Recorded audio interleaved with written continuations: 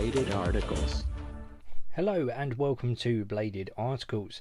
Today for you guys I have got a Boker Plus, and to be more precise it is a Boker Plus Gust, and as you can see from the sticker there, it was purchased from Heine Haynes. So just a brief overview of the box, nothing too special. Obviously got your security seal, or your safety seal, sorry, and a couple of barcodes and the embossed Boker in silver there, or Boker Plus logo in silver I should say. So, and it does have a magnetic front, which is always a lovely sign.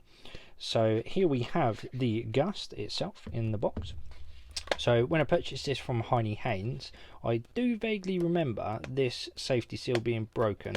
Now I'm not quite sure if it actually does come with absolutely nothing, or whether I just got unlucky on that front. And I've got a feeling I just got unlucky on that front, because usually Boker Plus stuff comes with at least a pamphlet for like maintenance, warranty, you name it, all of that funky jazz. So I think I just got unlucky on that front. Anyway, enough about the contents. Here is what you are here for, the Gust. So as you can see, it is straight off the bat designed by Serge Panchenko, and absolutely love his stuff. He does some awesome designs, and this absolutely is a testimony to that. So on to the cost. So I paid a total of I think £45.60, and that was using the EDC cooperative discount code that I got. So thank you very much for that, guys. Really appreciate it. If you don't have a discount code, you are looking at £48.95, and that is on Heine Haynes' website right now at the time of recording this video, and it is available still. So onto the colour and scales. So you get a show scale and a rear frame lock scale. So these are both steel, and the only difference is this one is coming in obviously patterned and in a bronze stonewash finish, and the frame lock side is still stonewashed, just obviously not bronze colour pretty much.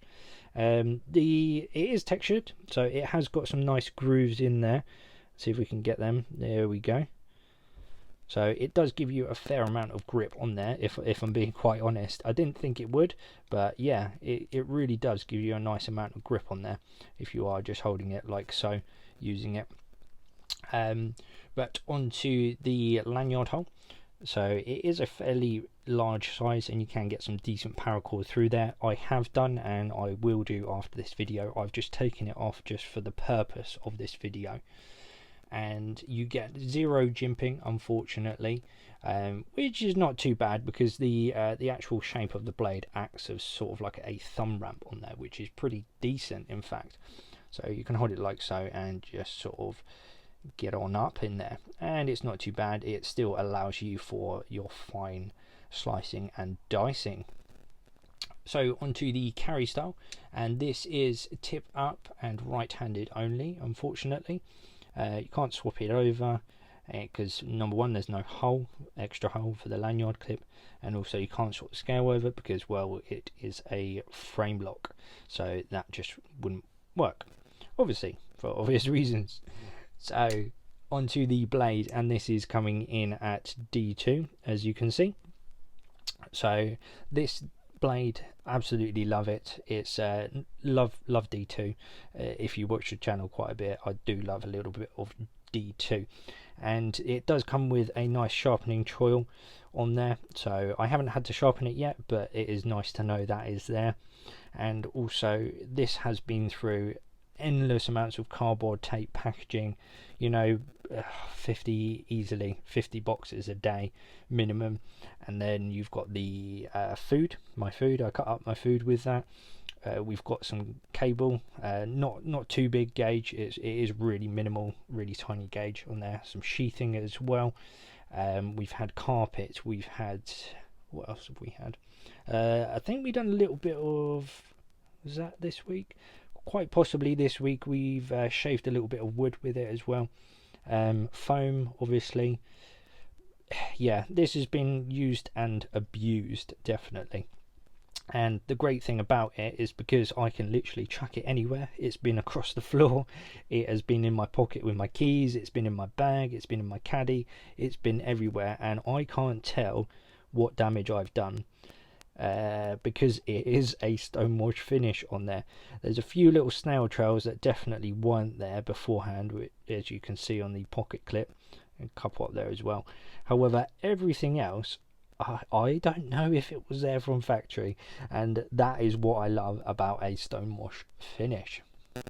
So on to the next point, which is number 5, and that is the centering. And as you can see, absolutely smack on, and the tolerances on that, look how close those scales are to the blade. So that has got to be some serious tolerances out the factory, which is absolutely amazing. You can fit a gnat's cock between them. That is phenomenal. I love that. So I haven't had to adjust it because obviously, well, it's perfect as it is from the box. And the lock, it is a frame lock, as you can see. It does lock up really well. I would have liked to have had the frame lock come over just a little bit more, to at least about halfway, but it hasn't failed me. It's been absolutely fine. I've put some serious pressure on that to it's fooled a couple of my other ones, but not this one so far, so it's all good on that front. What's the next point we are looking at? That is the length. So let's have a look at the actual length of the cutting edge, and then we'll go an overall. So onto the cutting edge, you are looking at, I'm calling that from my angle 6.4 on the cutting edge, 6.4 centimeters that is.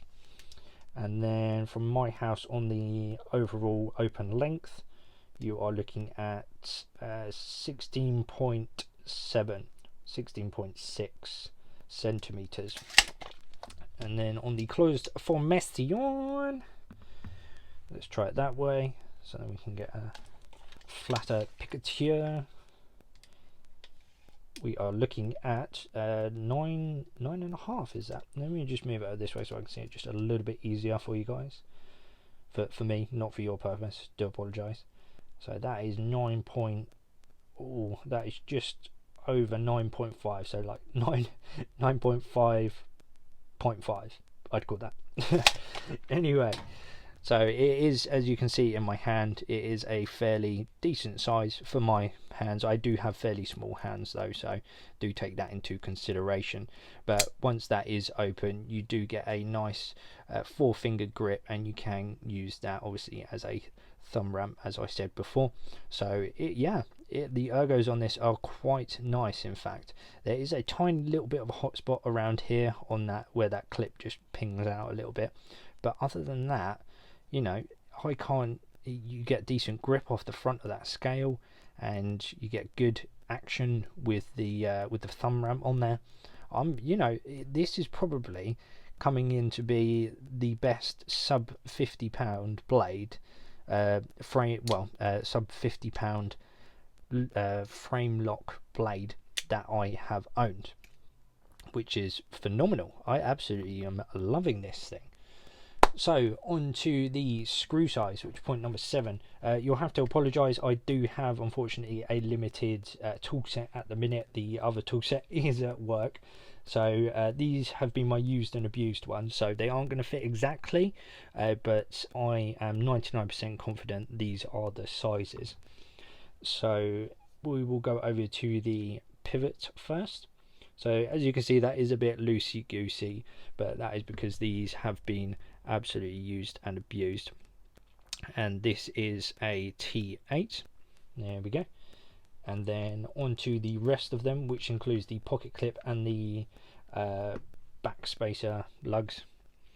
So pocket clip 1, 2. Again, these are a little bit loosey-goosey, and I do apologise. 3, 4, 5. So if you do get obviously decent ones, unlike myself, then these will work absolutely fine. But that was a T6 for the rest of them. And and we will go on to the next point, which is number 9, and that is the hair pop. And let's see if we can find some hair. This is literally the only hair I've got on my arm, so we will give that a good go and see what happens. Oh, there we go. That was straight away taking it off. See if we can see it on the stonewash there. There we go. You can just about see a few. There's even one on the hole up there as well. So yep, still shaving sharp by my books, so I am absolutely happy with that.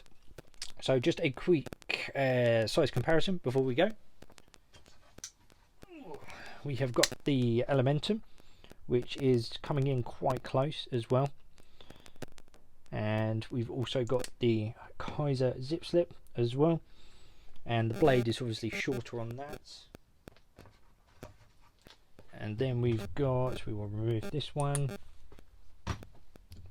got a lanyard, which is pretty much almost the same, even in terms of blade style and length as well. So yeah, if you want to know what the Gust is like, I'd probably look towards a lanyard Honey Haynes number 5. That's probably your closest to it, I would say. And